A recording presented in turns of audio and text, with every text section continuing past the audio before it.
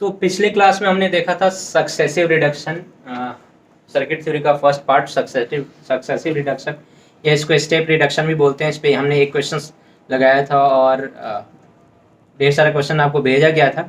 इसमें एक आध क्वेश्चन शॉर्ट सर्किट का भी था, तो उसे छोड़ के बाद बाकी क्वेश्चन आपसे बनना चाहिए था। अगर प्रैक्टिस किए होंगे तो बहुत अच्छी बात है, प्रैक्टिस नहीं किए होंगे तो फिर शॉर्ट सर्किट मैं बोल रहा हूँ, स्टेप रिडक्शन थ्योरी भर ही रह जाएगा, कोई आइडिया नहीं आएगा। तो ये सब प्रैक्टिस के ऊपर डिपेंड करता है, तो बिल्कुल प्रैक्टिस छोड़िएगा नहीं। और हर एक कॉन्सेप्ट का क्वेश्चन आपको क्वेश्चन भेजा जाएगा, तो बिल्कुल आपको करना है। तो चलो आज हम लोग देखेंगे concept of simple wire, short circuit भी इसी को बोलते हैं, और इसी से बिलोंग करता हुआ कॉन्सेप्ट होता है इक्वल पोटेंशियल का। तो देखो, है एक सिंपल वायर का ही कॉन्सेप्ट, लेकिन दो तीन जगह पे अलग अलग तरीके से यूज होता है। एक सिंपल वायर का कॉन्सेप्ट समझना है, कैसे इसका इस्तेमाल हम लोग शॉर्ट सर्किट के रूप में करते हैं, और कैसे इसका इस्तेमाल हम लोग इक्विवेलेंट पोटेंशियल इक्वल पोटेंशियल के लिए करते हैं। और सबका थ्योरी एक ही है। देखो, कोई भी वायर होगा, सिंपल वायर होगा, ऐसा वायर आइडियल वायर भी उसको बोलते हैं। आइडियल वायर या सिंपल वायर, ऐसा वायर जिसका रेसिस्टेंस नेग्लिजिबल हो, लगभग जीरो। तो रेसिस्टेंस अगर लगभग जीरो हो तो हम लोग लिख सकते हैं कि V is equal to I R, और V होता है पोटेंशियल डिफरेंस। तो पोटेंशियल डिफरेंस मान लेते हैं पॉइंट A है, ये पॉइंट B है, तो हम लोग लिख सकते हैं कि VB minus VA is equal to I into R का वैल्यू जीरो। तो VB माइनस VA का वैल्यू क्या हो गया, जीरो। तो VA is equal to VB। तो सिंपल वायर का पोटेंशियल रिगार्डिंग कॉन्सेप्ट ये हुआ कि सिंपल वायर या फिर हम लोग आइडियल वायर अगर हम लोग कहेंगे तो हर एक पॉइंट का पोटेंशियल सेम होगा। VA का पोटेंशियल VB के बराबर, मींस पॉइंट A B के बराबर हो जाएगा और B A के बराबर हो जाएगा। तो पहला हम लोग कॉन्सेप्ट पोटेंशियल रिगार्डिंग देखे कि सिंपल वायर का कॉन्सेप्ट क्या होता है। सिंपल वायर का पोटेंशियल रिगार्डिंग कॉन्सेप्ट ये होता है कि सिंपल वायर का रेसिस्टेंस नेग्लिजिबल होने की वजह से हर एक पॉइंट का पोटेंशियल सेम होगा। तो एक टर्मिनल का दूसरे टर्मिनल पे जाना, पॉइंट को मूव कर सकता है, जा सकता है, या दूसरे पॉइंट को हम लोग पहले पॉइंट के इक्विवेलेंट या पहले पॉइंट को दूसरे पॉइंट के इक्विवेलेंट अपने कॉन्सेप्ट के अकॉर्डिंग हम लोग कर सकते हैं। क्वेश्चंस लगाएंगे तो देखेंगे, घबराने वाली बात नहीं है। अब दूसरा रेजिस्टेंस रिगार्डिंग होता है। इसका रेजिस्टेंस क्या हो गया, नेग्लिजिबल, जीरो। तो रेजिस्टेंस जीरो हो गया तो इसका फायदा क्या होता है देख लीजिए। जैसे मान लो हम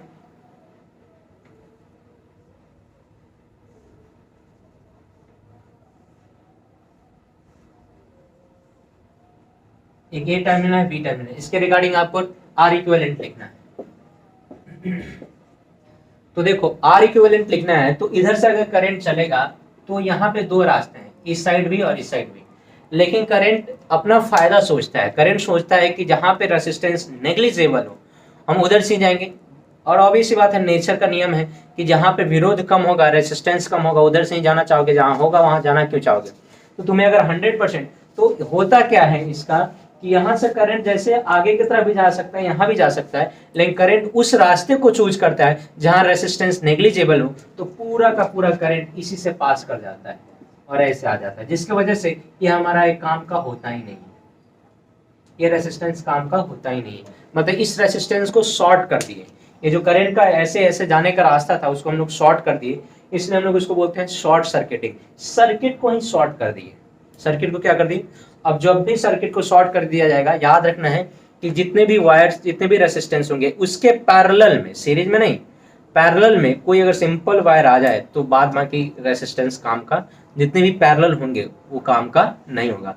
चाहे देखो इसका आगे हम ऐसा रेसिस्टेंस भी निकाल लें, दो चार रेसिस्टेंस भी जोड़ दें, तब भी कोई काम का नहीं होगा, तब भी कोई काम का नहीं होगा। याद रखना है, क्या याद रखना है कि अगर किसी भी रेसिस्टर के पैरेलल में अगर सिंपल वायर हो जाए तो इसका आर इक्विवेलेंट क्या हो जाता है, जीरो। आर इक्विवेलेंट इसका क्या हो जाता है, जीरो। और सबका आर इक्विवेलेंट जीरो होने की वजह से हम लोग इसको सिंपल वायर ही मान लेते हैं और मानते हैं कि ये दोनों उड़ गया, ये भी उड़ गया, कोई फर्क नहीं पड़ता है, रहे तब और ना रहे तब। इसका मेन रीजन क्या है, तो आप भी जानते हो 1/r इक्विवेलेंट का फॉर्मूला क्या होता है, 1/r1 प्लस 1/r2। अब एक हमारा जो पैरेलल में फॉर्मूला होता है, एक हमारा ये इसका रेसिस्टेंस क्या है, जीरो। तो अब जीरो होने की वजह से 1/0 इन्फिनिटी हो जाता है। अब इन्फिनिटी में कुछ जोड़ो तो क्या फर्क पड़ता है, इन्फिनिटी इन्फिनिटी ही रहेगा, कोई जोड़ो थोड़ा बहुत जोड़ो थोड़ा बहुत घटाओ कोई फर्क नहीं पड़ता, इन्फिनिटी क्या हो जाएगा, इन्फिनिटी। तो टोटल टर्म क्या हो गया, इन्फिनिटी। क्रॉस एक्सचेंज कर लिया जाए तो आर इक्विवेलेंट हो जाएगा 1/इन्फिनिटी, और 1/इन्फिनिटी का वैल्यू क्या हो जाता है, 0। इसलिए हम लोग कहते हैं कि कोई भी रेसिस्टेंस हो, कोई भी रेसिस्टर हो, उसके पैरेलल में अगर सिंपल वायर जुट जाए तो उसका रेसिस्टेंस क्या हो जाता है, 0, और हम लोग कहते हैं शॉर्ट सर्किट हो गया।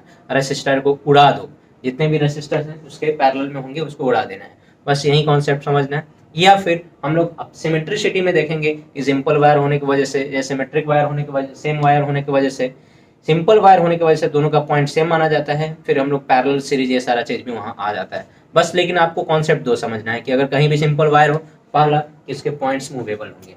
अगर पोटेंशियल रिगार्डिंग देखना हो, कुछ भी नहीं समझ में आ रहा है कौन सीरीज कौन पैरेलल है ना, अगर हम किसी को शॉर्ट करते हैं पता चलता है कि नहीं शॉर्ट नहीं कर पाएंगे, कुछ और अजीब सा कॉम्बिनेशन है जिसको हम शॉर्ट नहीं कर सकते हैं, हम एग्जांपल के थ्रू देखेंगे, घबराने वाली बात नहीं है।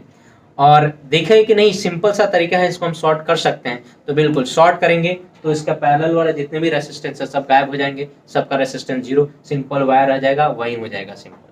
तो इसका रेसिस्टेंस R और R 2R होगा सिर्फ, इसका रेसिस्टेंस ए वाले आर कंसीडर नहीं करेंगे और ओ वाले आर को हम कंसीडर नहीं करेंगे। यही है कॉन्सेप्ट सिंपल वायर का। अब हम लोग क्वेश्चंस के सहारे देखेंगे, तो पहले वीडियो पॉज करके ये सारा चीज उतार लेना, फिर हम लोग कॉन्सेप्ट देखेंगे, क्वेश्चंस देखेंगे। ये दो क्वेश्चन आपको बोर्ड पे दिख रहा है, एक क्वेश्चन नंबर 1 है।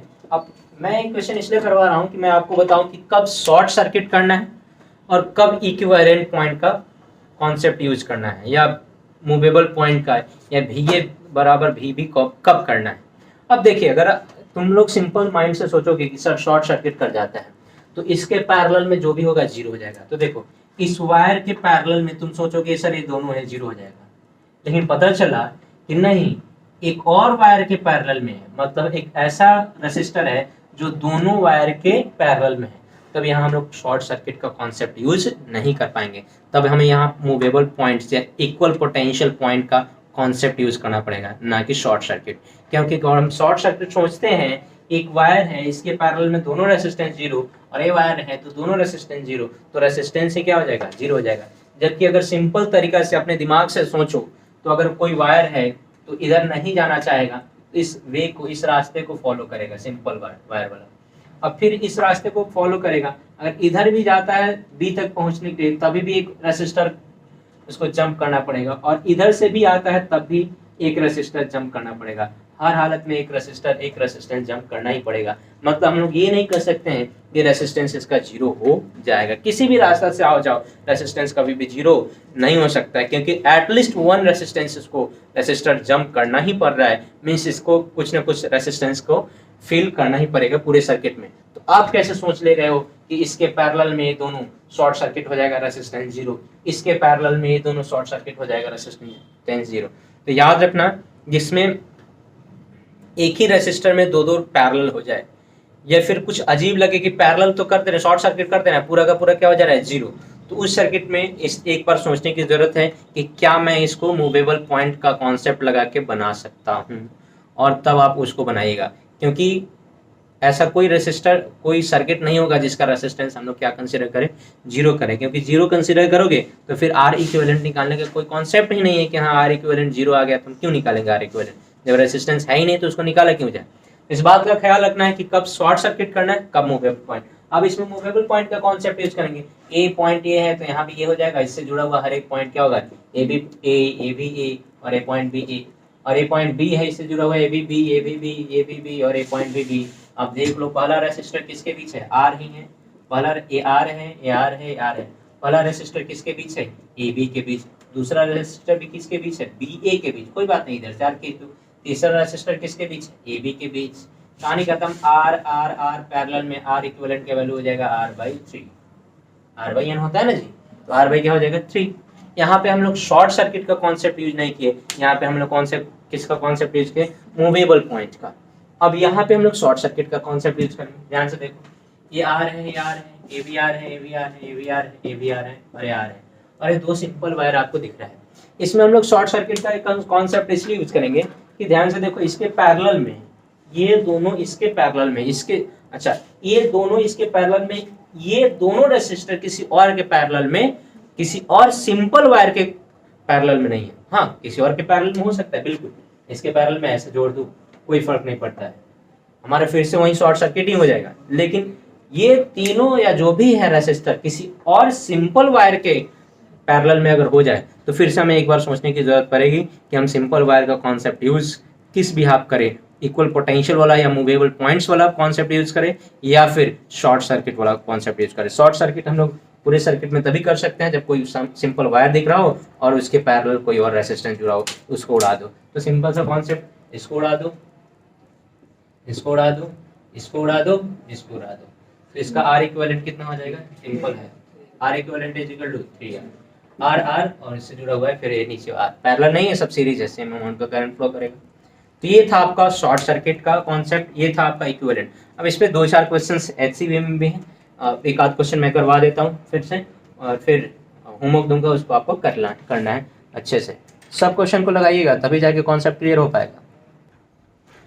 2 क्वेश्चन बोर्ड पे आपको दिख रहा है, दोनों क्वेश्चन खुद से अटेम्प्ट लेना है, दोनों क्वेश्चन खुद से अटेम्प्ट लेना है। ये पॉइंट ए है और ये पॉइंट आपका बी है, इन दोनों के बीच में आपको निकालना है, इधर भी ये पॉइंट ए है और ये पॉइंट बी है, इसके क्रॉस निकालना है आर इक्विवेलेंट। सब रेसिस्टर का रेसिस्टेंस आर है, फटाक से निकाल के बताना है और फिर हम लोग आगे बढ़ेंगे और भी दूसरा कॉन्सेप्ट देखेंगे, इक्विवेलेंट पॉइंट पोटेंशियल का कॉन्सेप्ट क्या होता है। तो पहला क्वेश्चन आपसे नहीं बना होगा, दूसरा क्वेश्चन तो बन जाएगा क्योंकि R R R R 4 R है, ये पॉइंट अगर ए है तो ये भी पॉइंट ए होगा, ये भी पॉइंट ए, भी पॉइंट ए और ये पॉइंट बी। तो सभी जो रेसिस्टर है किसके किन 2 पॉइंट के बीच है, अगर हम पॉइंट ए मान लेते हैं इसको और ये पॉइंट बी मान लेते हैं, जितने भी 4 रेसिस्टर है सब ए बी के क्रॉस ही हैं, तो इसका फॉर्मूला आराम से हमारा आर इक्विवेलेंट इक्वल टू होगा आर बाई एन, पैरेलल में आर बाई एन होता है तो आर बाई 4 आराम से निकल जाएगा। लेकिन इसमें थोड़ा सा क्वेश्चन नंबर 1 में लोचा है कि सर ये पॉइंट बी, तो ये वाला पॉइंट भी बी, ये वाला पॉइंट भी हमारा बी हो गया, ये वाला पॉइंट भी हमारा बी हो गया, लेकिन सर ये पॉइंट ए, तो फिर इससे तो कोई कनेक्शन है ही नहीं, बीच का पॉइंट कुछ और आ रहा है सर, तो हम लोग इसको क्या मान लेंगे, जनरली एक्स मान लेते हैं। क्या मान लेते हैं, पॉइंट क्या है हमारा, एक्स पॉइंट। कौन सा पॉइंट है, एक्स, एक्स पॉइंट मान लेते हैं। ये रेसिस्टेंस किसके बीच है, एक्स और ए के बीच, ये वाला रेसिस्टेंस एक्स और B, X B X B. तो याद रखना हमको कैसे सॉल्व करना है कि हम लोग मानेंगे हमारे पास 2 पॉइंट है, एक पॉइंट एक टर्मिनल ए है, एक टर्मिनल बी है, और पहला रेसिस्टर हमारा किसके किसके बीच है, एक्स, और इन्हीं ए बी के बीच में कहीं ना कहीं एक्स है, इसी ए और बी पॉइंट के बीच कहीं ना कहीं क्या है, एक्स। तो एक्स मान लिए, तो हमारा पहला रेसिस्टर किसके किसके बीच है, तो ए और एक्स के बीच, मानिए एक्स वाला ये पॉइंट। दूसरा एक्स बी, बिल्कुल मान लिए। तीसरा भी एक्स बी, बिल्कुल। और चौथा भी एक्स बी, बिल्कुल। अब तुम्हें दिख रहा होगा कि सर कुछ है ही नहीं इसमें, तीनों सीरीज, तीनों पैरेलल और इसके सीरीज में, तो पैरेलल वाला का फॉर्मूला क्या हो जाएगा, आर, ये वाला, और ये हो जाएगा आर बाई 3। अब ए पॉइंट हो गया, ये बी पॉइंट हो गया, आर प्लस आर बाई 3 करोगे तो कितना हो जाएगा, आर प्लस आर बाई 3 अगर हम करेंगे तो 4r बाई 3 हो जाएगा, है ना शायद। चलो बहुत अच्छी बात है। फिर हम लोग नेक्स्ट क्वेश्चन पे आते हैं, अच्छा नेक्स्ट कॉन्सेप्ट पे आते हैं। अभी सिंपल वायर का कॉन्सेप्ट हो गया, अब हम लोग पढ़ेंगे थोड़ा सा इसमें इक्विवेलेंट पॉइंट का concept, concept of equivalent point. इसमें थोड़ा बहुत सिमेट्रिसिटी यूज होने लगता है, इसमें थोड़ा बहुत व्हीटस्टोन ब्रिज भी यूज होने लगता है। तो इक्विवेलेंट पॉइंट के कॉन्सेप्ट के पहले आपको याद रखना पड़ेगा व्हीटस्टोन ब्रिज, मैंने आपको कैपेसिटर में बताया था। हम लोग फिर डिटेल में पढ़ेंगे, व्हीटस्टोन ब्रिज का प्रूफ भी पढ़ेंगे अलग से, लेकिन सर्किट में सॉल्व करते समय कभी कभी व्हीटस्टोन ब्रिज भी इन्वॉल्व हो जाता है। तो जब भी आपको सिमेट्रिसिटी बेस्ड आपको क्वेश्चंस लगाने हो तो व्हीटस्टोन ब्रिज का कॉन्सेप्ट पहले से पता होना चाहिए। तो चलो हम लोग थोड़ा सा देख लेते हैं व्हीटस्टोन ब्रिज का कॉन्सेप्ट। वीडियो पॉज करके स्क्रीनशॉट ले लो। व्हीटस्टोन ब्रिज कोई बड़ी चीज है नहीं, व्हीटस्टोन ब्रिज हमें कुछ आइडिया देता है। व्हीटस्टोन ब्रिज जब पढ़ेंगे तो उससे रिलेटेड भी क्वेश्चंस करेंगे, लेकिन व्हीटस्टोन ब्रिज कभी कभी सर्किट में आ जाएगा, हम लोग इक्विवेलेंट पॉइंट या फिर सिमेट्रिक पॉइंट और सिमेट्रिक ब्रांचेस, 2 अलग अलग हम लोग चीज पढ़ेंगे। सिमेट्रिसिटी पर ही बेस्ड है, किस पे बेस्ड है, सिमेट्रिसिटी पे। तो सबसे पहले व्हीटस्टोन ब्रिज का कॉन्सेप्ट समझो। अगर एक रेसिस्टर है ये वाला हुआ, इस तरह का कोई 4 रेसिस्टर का कॉम्बिनेशन है, और इधर 2 पॉइंट, इधर 4 रेसिस्टर का कॉम्बिनेशन है, इधर कितना टर्मिनल है, 2 टर्मिनल। ध्यान से देखो, ये R1 है, ये R2 है, ये R3 है, और इधर हमारा R4 है। तो अगर R1 बाई R2 का वैल्यू R3 बाई R4 के बराबर हो जाए, इसका वैल्यू किसके बराबर है, R1 बाई R2 का वैल्यू R3 बाई R4 के बराबर हो जाए, तो हम लोग क्या कह सकते हैं कि बीच में कोई भी रेसिस्टेंस लगा दो कोई फर्क नहीं पड़ता, इसको उड़ा ही देना है। बीच में कोई रेसिस्टेंस लगा दो कोई फर्क नहीं पड़ता, इसको उड़ा ही देना है। इसका एक्सटेंडेड फॉर्म भी देखो, एक्सटेंडेड फॉर्म भी होता है।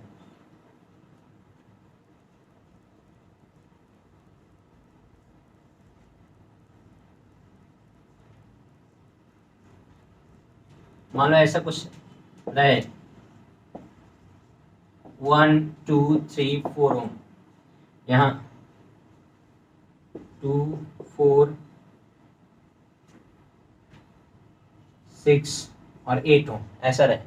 तो अगर ऊपर वाले का रेशियो 1:2:3:4 और नीचे वाले का भी रेशियो निकालोगे तो 1:2:3:4, तो अगर ऐसे एक्सटेंडेड फॉर्म में सिर्फ 4 के बदले नहीं 6 भी आ जाए, 8 भी आ जाए, 10 भी आ जाए, और सबका ऊपर वाले का सबका रेशियो नीचे वाले के रेशियो के बराबर अगर आ जाता है, तो फिर हम लोग बात करेंगे कि बीच वाला रेसिस्टेंस कुछ भी हो, R1 हो, R2 हो, R3 हो, कोई फर्क नहीं पड़ता है, सारे को उड़ा देना है।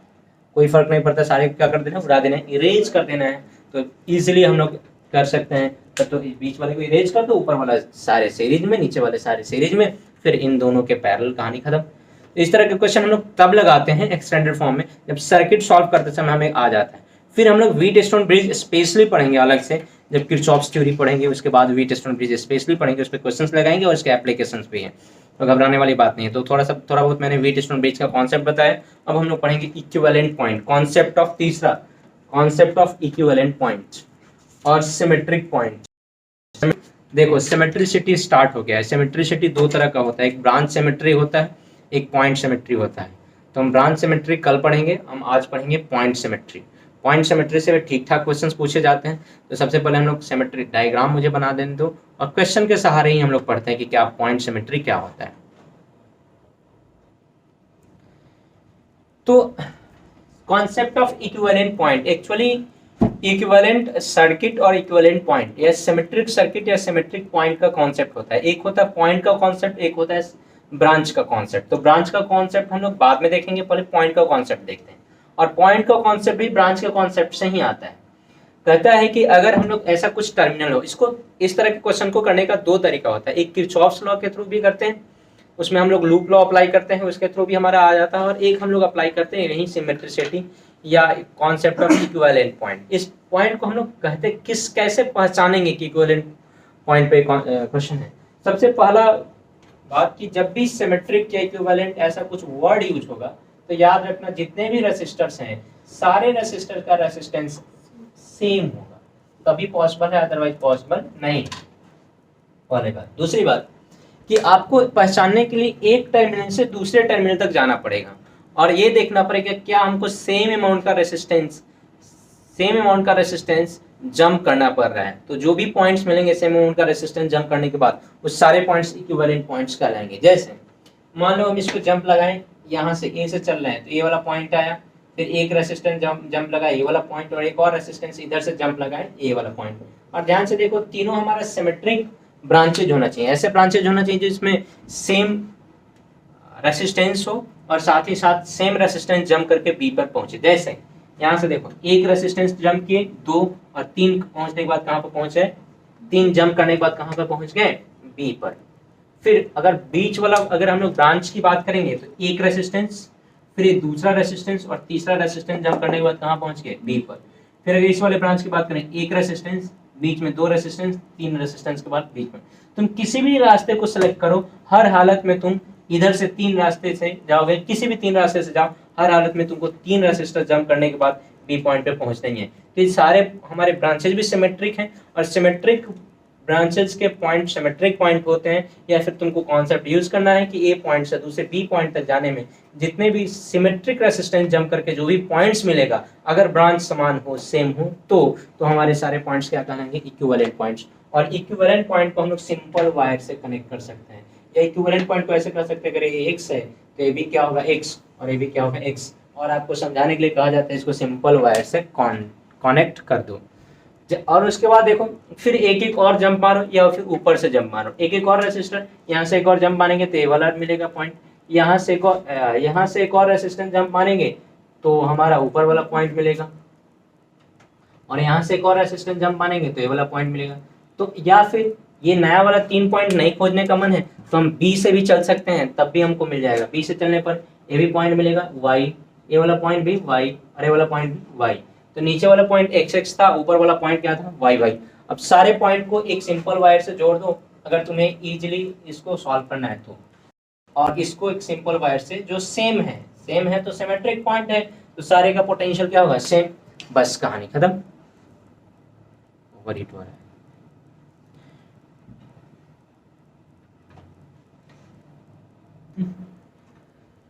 तो इस तरह का पॉइंट आपको मिल गया। अब सिंपल कुछ नहीं करना है, ए टर्मिनल मानना है। ए टर्मिनल ए हो गया है, ए टर्मिनल बी हो गया, और इसी ए और बी टर्मिनल के बीच में एक्स और वाई 2 पॉइंट्स हैं। अब बाद बाकी रेसिस्टर को अरेंज कर लो। ध्यान से देखो, पहला रेसिस्टर ए एक्स एक्स, 3 रेसिस्टर ए और एक्स के बीच है, कर देंगे ये वाला, तीनों ए एक्स के बीच ही है, ये वाला रेसिस्टर हो गया। फिर देखो ये वाला एक रेसिस्टर एक्स वाई, ये वाला भी एक्स वाई, ये वाला भी एक्स वाई, ये वाला भी एक्स वाई, ये वाला भी एक्स वाई, ये वाला भी एक्स वाई। टोटल 6 रेसिस्टर किसके बीच एक्स वाई के बीच। तो बिल्कुल हम लोग ऐसे बना लेंगे, 6 रेसिस्टर, 4 ऊपर बना लो और 3 नीचे बना लेना।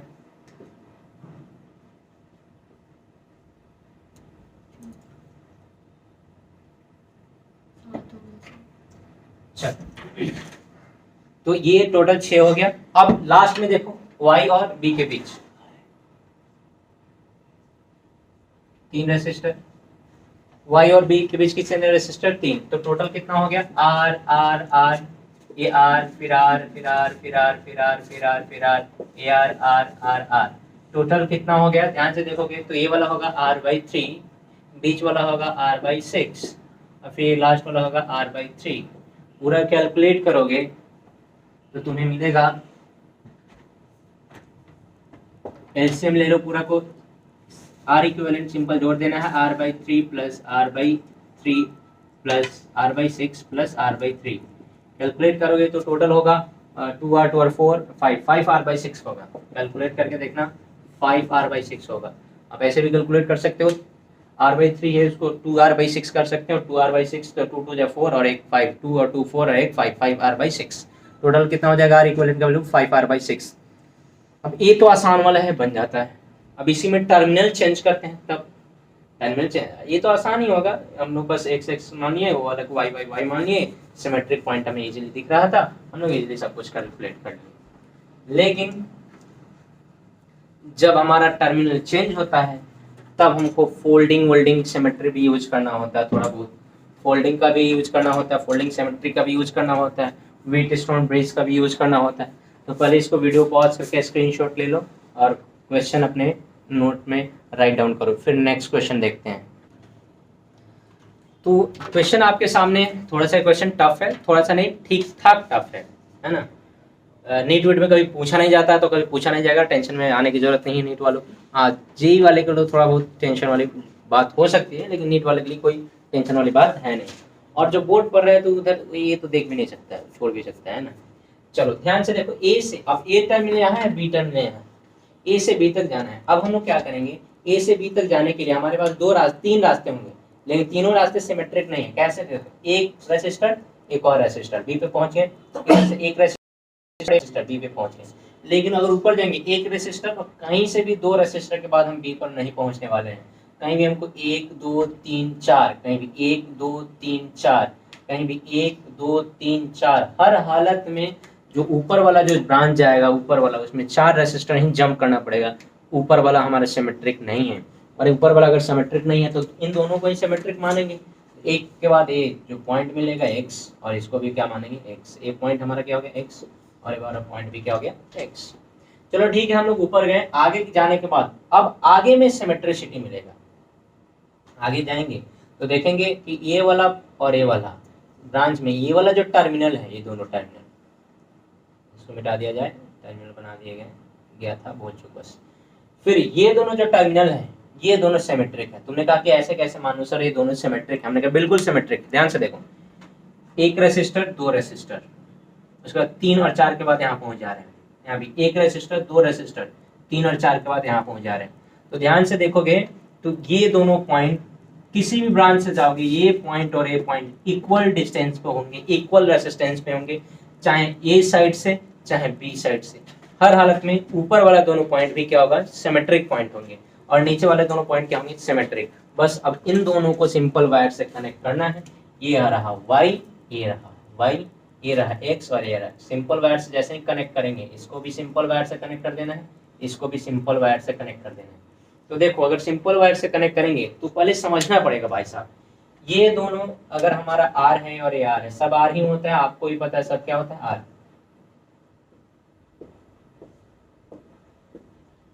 देखो अगर R है तो इसको देखो, ये दोनों R/2 हो जाएगा पैरेलल में, और नीचे वाला भी क्या हो जाएगा, R/2।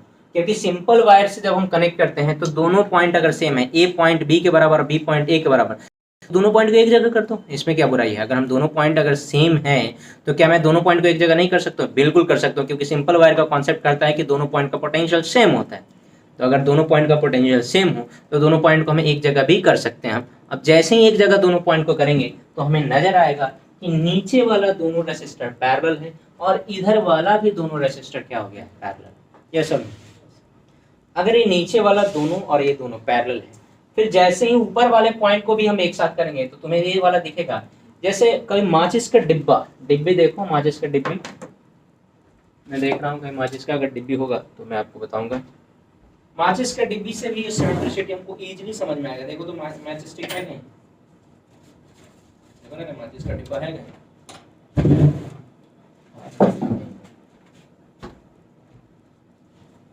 पीछे वाले देखो तो वहाँ पे माचिस का डिब्बा है। नहीं माचिस का डिब्बा फोल्ड करना है। देखो माचिस की डिब्बी में तो देखो खोजो, तब तक आप ऐसे समझिए है ना, बाद बाकी माचिस का डिब्बी मिलता है तो मैं आपको सिमेट्रिसिटी समझाता हूँ। तो ये नीचे वाला एक पैरेलल, ये दोनों पैरेलल, और जैसे ही इन दोनों को हम कनेक्ट करेंगे सामने वाले ब्रांच भी एक दूसरे के क्या हो जाएंगे, पैरेलल। ये दोनों ऐसे ब्रांचेस है, जैसे हम जैसे कनेक्ट करेंगे तो क्या हो जाएंगे, पैरेलल। तो आपको ये समझना पड़ेगा, ये सामने वाला R और ये वाला R दोनों क्या हो जाएगा, पैरेलल। ऐसे कैसे, तो देखो दोनों जो ये दोनों R है, क्या उसका दोनों टर्मिनल x है और एक y है या नहीं है, तो बिल्कुल है। तो एक क्या होगा, ये वाला भी पैरेलल हो जाएगा, ये वाला इसके पैरेलल, ये वाला इसके पैरेलल। तो हमारा ये वाला पैरेलल हो गया, ये वाला पैरेलल, बीच वाला भी पैरेलल हो गया। ये दोनों ब्रांचेज बीच में किनारे वाले अलग रह जाएंगे। फिर ऊपर वाला सेम कहानी होगा, ये इसके पैरेलल और ये इसके पैरेलल। और इक्विवेलेंट अगर इक्विवेलेंट सर्किट बनाओगे तो बिल्कुल कैसे बनेगा, तो कहोगे सर इन दोनों के बदले एक, सबसे पहले आप ये टर्मिनल ऐसे बना दो, सिर्फ सर इन दोनों के बदले कोई एक, इन दोनों के बदले कोई एक, और एक लेंगे R/2 क्योंकि पैरेलल में। फिर सर नीचे वाले दोनों के बदले कोई एक, हमने कहा बिल्कुल लेते हैं, इन दोनों के बदले कोई एक रेसिस्टेंस, वो भी कितना, R/2।